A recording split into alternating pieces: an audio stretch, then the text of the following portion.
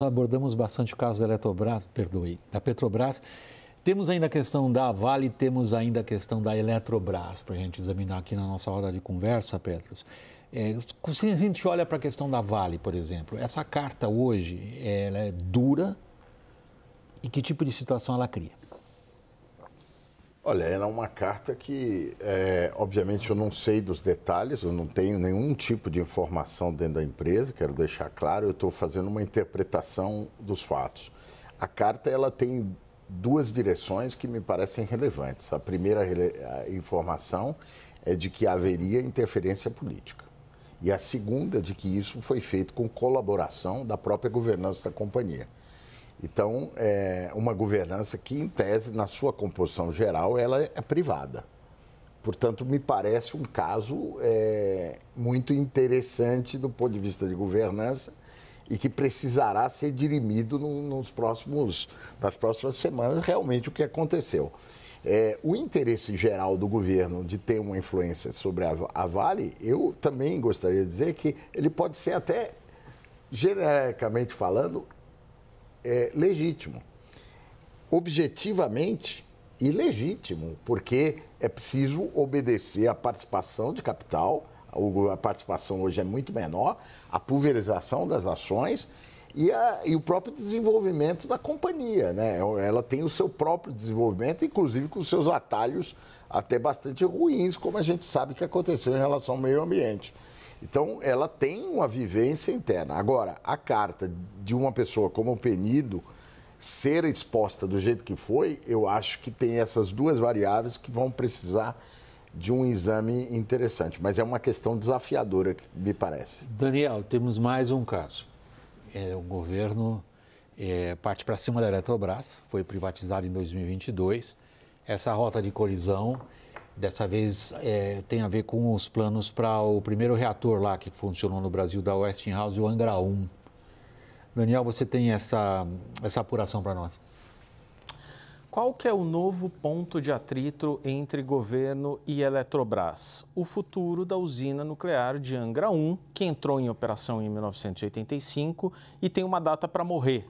O fim da vida útil de Angra 1 está previsto para dezembro de 2024, este ano. Agora, é possível estender esse prazo por mais 20 anos. E a Eletronuclear, que é quem administra Angra 1, efetivamente já pediu essa nova licença à Comissão Nacional de Energia Nuclear. Angra 1, estão aí os dados, é uma usina de 640 megawatts de potência instalada. Para fazer essa prorrogação por 20 anos da operação de Angra 1, é preciso investir ali em torno de 2 bilhões de reais. Isso porque você precisa cumprir com uma série de requisitos de segurança. E o governo está dizendo o seguinte: eu preciso de uma parte desse dinheiro vindo da Eletrobras. Eletrobras que foi privatizada em 2022 no governo Jair Bolsonaro. O que diz a Eletrobras ali nos bastidores? Não oficialmente, a Eletrobras não quis comentar o caso, mas o que pessoas próximas da Eletrobras têm argumentado junto ao governo? Olha, eu vou olhar a Angra 1 como uma oportunidade de investimento, assim como eu olho uma nova térmica, como um novo parque solar, um novo parque eólico, assim eu vou ver Angra 1, mas eu não tenho mais a obrigação, pelas regras da privatização, de aportar dinheiro ali na Eletronuclear e, portanto, na extensão de Angra 1. Que me disse uma pessoa do governo, esse assunto está praticamente esgotado tecnicamente e só se resolverá escalando, essa foi a expressão que me foi usada, escalando politicamente o assunto, ou seja, levar para o Palácio do Planalto e para um nível ali na Eletrobras acima dos técnicos, dos advogados, para uma decisão mais de caráter político. Você detectou essa escalação da espiral política, Caio? Não, dentro de um movimento muito parecido com o da Petrobras, só que ali muito mais complicado, né? Assim, na Petrobras.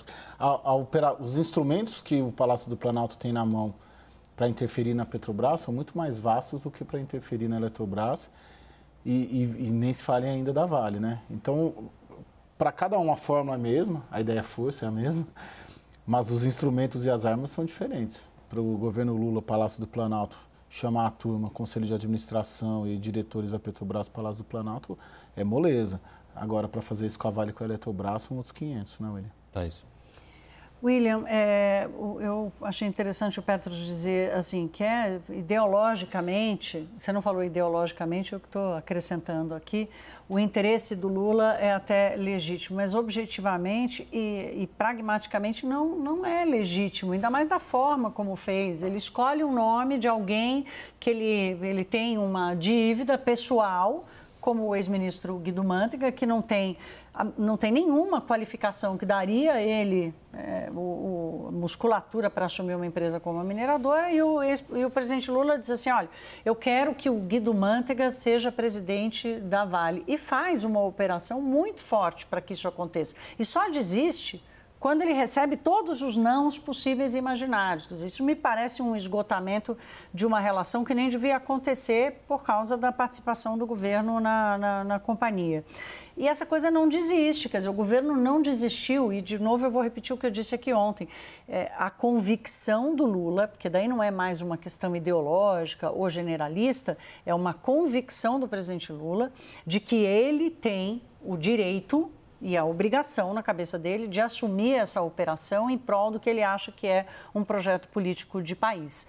E as decisões que estão sendo tomadas hoje, investimentos da Petrobras, essas coisas que podem ser menores no longo do tempo, se pagou ou não pagou dividendo, se a Eletrobras vai ou não ajudar num projeto de governo, se a Vale vai ou não acabar cedendo espaço para o governo, daqui a 4, 5 anos, o quanto isso comprometeu a capacidade de investimento no Brasil? Eu vou voltar a você, Petros, por causa da sua preocupação manifestada desde a sua primeira frase aqui na nossa roda de conversa, que é a questão da governança e a sua relação com a política. Mas o Daniel tem mais um exemplo nesse setor para a gente submeter a sua avaliação, Petros, logo na sequência, que é o seguinte: como que o governo pretende extrair da Vale dinheiro para construir ferrovias, Daniel? William, essa é uma ótima história e que tem gerado amplas discussões aqui entre o Ministério dos Transportes, ministro Renan Filho, e a cúpula da Vale. Na semana passada mesmo, o Renan Filho conversou com o CEO Eduardo Bartolomeu. O que está em jogo ali? Principal mina de ferro, jazida de minério da Vale é em Carajás, no Pará. Esse minério é escoado pela Estrada de Ferro Carajás, que em 2020, no governo Jair Bolsonaro, ganhou uma extensão de contrato por 30 anos. Quem assinou essa extensão de contrato? Tarcísio de Freitas, governador de São Paulo, então ministro da Infraestrutura, hoje presidenciável para o Palácio do Planalto. Muito bem, o governo Lula chega, Renan Filho olha ali os números e diz, tem alguma coisa errada. Ele está cobrando 20 bilhões de reais a mais da Vale, além daquilo que foi pactuado em 2020, dizendo que foram feitos cálculos errados no ato de renovação. Isso foi aprovado pelo TCU, isso foi costurado pelos acionistas da empresa, passou pelo conselho, o governo aprovou, mas agora Renan Filho sustenta, junto com sua equipe técnica, que está errado. A cobrança é de 20 bilhões de reais, o governo precisa revisitar esse entendimento, e é uma das grandes pressões, porque o governo pode conduzir a cassação do contrato, a caducidade do contrato e a uma relicitação da ferrovia, que é o principal escoadouro do minério de ferro exportado pela Vale. Petros, diante de tudo que você ouviu aqui, o que você diria nessa questão abrangente de governança dessas estatais e política? Olha, eu acho estatais, eu estou falando, considerando também a Vale. Esse obviamente é um debate muito profundo, mas eu vou dizer que é um debate muito envelhecido. A contradição entre o público e o privado no Brasil, ele é de padrão dos anos 1950. Porque todo mundo sabe que o interesse público, no limite, é sempre superior, é óbvio. Só que as economias e o desenvolvimento que deu certo no mundo foi aquele que foi capaz de agregar e convergir e construir modelos de desenvolvimento com a agregação do capital público e do capital privado. Todo mundo fala da China comunista, mas a China comunista é o exemplo mais expressivo do novo capitalismo mundial, que é a associação direta entre o capitalismo de Estado e o capital privado, inclusive com grande participação norte-americana. Aqui no Brasil, nós não somos comunistas, somos um país de cultura e, vamos dizer, respeito às liberdades públicas, às liberdades econômicas. Eu acho que a gente tem uma enorme oportunidade de fazer essa conciliação e o que a gente vê é uma desconstrução institucional e normativa que nos leva a embates desse tipo. Não conheço os números dos 20 bilhões ou não 20 bilhões, mas é preciso encontrar um caminho de convergência, porque a Vale precisa da ferrovia, nós precisamos exportar, é um dos principais itens de exportação e essa conta não pode vir nem pela mídia nem por razões políticas. Vingancinha. E vinganças. Vingancinha. Eu até digo, no caso da Eletrobras, o presidente executivo da Eletrobras é o Ivan Monteiro, ex-presidente da Petrobras. Um político, um executivo que tem experiência no relacionamento com o Estado brasileiro, foi do Banco do Brasil, excepcional presidente da Petrobras e hoje está na Eletrobras. Eu, na posição de governo e de Estado, eu aproveitaria uma experiência tão rica dele para dizer o que você tem a me ensinar um pouco sobre a energia nuclear. De outro lado, é preciso que o governo crie um modelo que seja satisfatório e minimamente aceitável para o capital privado. Essa agregação é que resulta no desenvolvimento. O que a gente está fazendo é uma desmontagem institucional e inconsequente nesse aspecto. Então, quando se diz as estatais, a lei das estatais foi submetida a um escrutínio até indevido, até pelo próprio judiciário, não é isso? Estatuto da Petrobras. Os estatutos da Petrobras. Nós tivemos também a linguagem da governança corporativa virou uma linguagem abandonada, uma linguagem política, onde a transmissão de informação, aquilo que se chama do conteúdo informacional, é um desastre, produz oscilações indevidas no mercado de capitais. O tratamento do acionista de mercado como um dinossauro que explora tudo, os especuladores, a famosa ideia da especulação. É bom lembrar que os países que deram certo foram países que fomentaram meios de financiamento do desenvolvimento a partir do setor privado. Nós podemos... Da poupança privada, da poupança, né? Desde Hamilton, lá nos Estados Unidos, não é isso? Quer dizer, 250 milhões nós de temos que pessoas. Acabar com essa dicotomia e as pessoas se sentarem. Até o governo tem um conselhão, não tem um conselhão? Como é que vários. Vários conselhos. Por que essas coisas não podem ser debatidas de uma maneira inteligente? E as disputas de poder, quando perdem objeto, elas se tornam politicagem. Eu acho, eu tenho um ponto aqui que o que eu entendo... Fiquei impressionado com esse editorial. Fiquei impressionado com esse editorial. Ele fez o editorial aqui. Ele fez. O editorial dele foi o seguinte: nós estamos passando pela desmontagem do aparato institucional, que leva à desconstrução das proteções institucionais, que faz com que a própria linguagem da governança seja abandonada, que o acionista seja tratado como especulador, e isto é pura politicagem. Foi esse editorial? Posso concluir esse editorial? A lógica na cabeça do governo Lula, do presidente Lula, é que esse financiamento que você está trazendo aqui como um mecanismo do setor privado nas economias desenvolvidas, em que a participação da pessoa física, quando vai lá e compra a ação de uma empresa e financia sua operação, para o governo Lula, o mecanismo de financiamento é obrigatório do Estado e, portanto, se o Estado financia, o Estado determina a estratégia. Eu acho que essa é essa lógica que alimenta esse caminho que você descreveu. Silêncio na roda, Caio. Politicagem pura, Caio. Eu tenho a impressão, de vez em quando, de que são começa 38... Começa de novo, Daniel, que a gente não recebeu o teu áudio. Eu tenho a viva impressão, de vez em quando, de que, além dos 38 ministérios que nós temos, certamente o governo trata a Petrobras como um 39º, mas que às vezes tem uma síndrome ali de nostalgia e enxerga ainda a Vale como 40º e a Eletrobras como 41º ministério. Silêncio na roda. Hoje está todo mundo matando a questão. Agora, assim,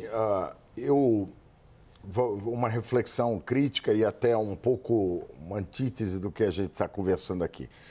Nos governos anteriores do presidente Lula, nós tivemos uma razoável combinação do setor público e setor privado em várias áreas. O que talvez seja uma novidade é que, nestes momentos que a gente está vivendo, nós voltamos, de repente, a uma retórica renovada do anterior aos próprios governos. Eu não estou falando aqui absolutamente nada que não seja comentado. Eu tenho a impressão que é preciso alimentar também o governo com boas ideias e com coisas que sejam factíveis do ponto de vista do setor privado. Eu vejo que nós estamos perdendo capacidade criativa e capacidade de inovar, inclusive em relação ao setor público, porque a sociedade parece, principalmente o setor privado produtivo, me parece um pouco acuado. Eu acho que ele precisa avançar e trazer novas ideias e novos modos para que o Estado assim haja. O que a gente vê é uma presença excessiva da política sem um objeto claro. Porque, afinal das contas, se esse debate fosse um debate como aconteceu em meados do século passado, para forjar um modo de desenvolvimento, concorde ou não com ele, ao final você diria, o objeto legitimou a ação. Agora eu pergunto, diante das atuais ações que estão sendo empreendidas, qual é o resultado que vai ser produzido? É mais crescimento? Não. É mais desenvolvimento? Então me parece que é muito inócuo para o país. E o país não crescer, convenhamos. Aí eu me permito ontem dizer, olha, eu ouvi uma frase dizendo, olha, o mercado não é preocupado com a fome das pessoas. Olha, com toda sinceridade, o mercado não se preocupa com a fome das pessoas, mas certamente menos mercado provoca mais fome. Então é preciso encontrar formas de desenvolvimento mais criativas. Eu acho também que o setor privado, nós, o setor privado, temos condição de levar ao governo melhores propostas e uma coisa criativa em prol do país. E acabar um pouco também esse financismo. Existe, sim, um financismo na economia, inclusive americana, isso é um fenômeno mundial. Então, eu acho que é o momento de uma conciliação produtiva, não é uma conciliação para construir ou permanecer um status quo. Esse status quo não está funcionando. É importante que se diga isso. O status quo atual para a sociedade brasileira não está funcionando. Francisco Petros, economista, advogado, queria aqui agradecer a sua disposição de participar da nossa roda aqui conosco no estúdio de São Paulo, na Avenida Paulista. E muito obrigado e boa noite. Boa noite, foi um prazer estar aqui com vocês.